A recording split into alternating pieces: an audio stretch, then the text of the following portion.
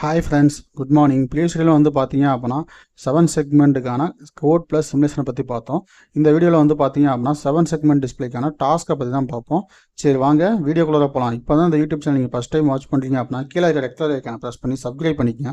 கூடவே பக்கத்தில் இருக்க பெல் ஐக்கானை ப்ரெஸ் பண்ணி ஆல்னு கொடுத்துங்க. அப்போ தான் நம்ம யூடியூப் சேனலில் போகிற வீடியோஸ் உங்களுக்கு இமீடியட் நோட்டிஃபிகேஷன் வந்து அப்டேட் ஆகும். ஃபஸ்ட்டு டாஸ்க் வந்து அப்படி என்னன்னு பார்த்தீங்க அப்படின்னா single chips count 0 to 9. Okay, எனக்கு என்ன பண்ண சிங்கிள் சிப்ஸை ப்ரெஸ் பண்ணால் எனக்கு 0 to 9 வரைக்கும் கவுண்ட் ஆகணும் அப்படின்னு நாங்கள் வந்து நார்மலாக வந்து மேனுவலாக சொல்லியிருக்கேன். உள்ள கான்செப்ட் என்ன ரீட் பண்ணுவோம். ப்ரெஸ்ஸிங் ஏ சிங்கிள் ஸ்விட்ச் increments the display from 0 to 9. Each press increase the value by 1.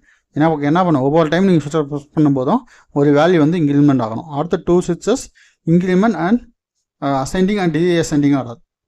ஓகேவா? அப்போ என்ன பண்ணுவோம், சுவிட்ச் ஒன்றா ப்ரெஸ் பண்ணால் எனக்கு என்ன ஆகணும், அசெண்டிங் ஆர்டரில் இன்க்ரிமெண்ட் ஆகிட்டே போகணும்.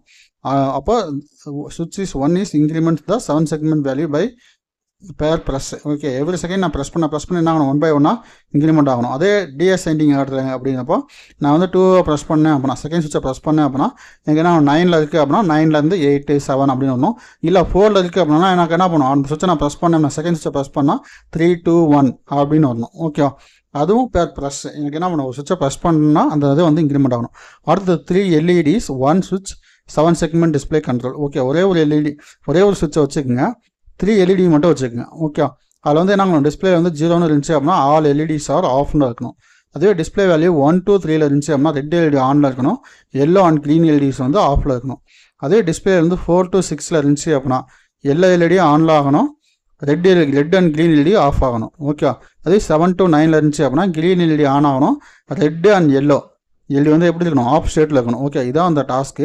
இந்த டாஸ்கில் வந்து யாருக்காவது டவுட் இருந்துச்சு அப்படின்னா என்ன பண்ணாங்க, தாராளமாக கீழே கமெண்ட் பண்ணுங்கள். அந்த கமெண்ட்டுக்கு நான் ரிப்ளை பண்ணுறேன். அதே மாதிரி இந்த யூடியூப் சேனலில் போடுற வீடியோஸ் பிடிச்சிருந்துச்சி அப்படின்னா ஒரு லைக் பண்ணுங்கள். அப்போ தான் எனக்கு அடுத்த வீடியோஸ் போடுறதுக்கு ஒரு மோட்டிவேஷனாக இருக்கும். Okay guys, thank you.